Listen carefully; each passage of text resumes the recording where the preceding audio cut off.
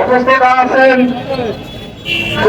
জেলা শাখার সম্মানিত সংগ্রামী জেলা আমির জনতা জনক অ্যাডভোকেট রুহুল আমিন ভাই এবং উপস্থিত আছেন অন্যান্য নেতৃবৃন্দ সহ সকলের প্রতি আন্তরিক সালাম।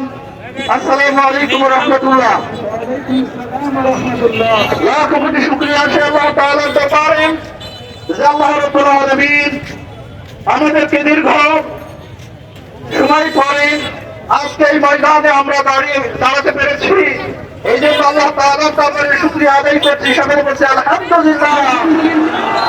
লাখ কোটি দরুদের সালাম সে বিশ্ব মানবতার মুক্তির দিশারি সর্বকালের সর্বযুগের শ্রেষ্ঠ মানব যে রাসূলের আনিত জীবন আদর্শের মধ্যে রয়েছে মানব মণ্ডলীর এহকালীন শান্তি এবং পরকালীন মুক্তি।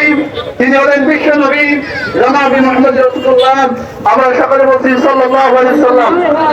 সম্মানিত হাজিরিন, আমি বক্তব্য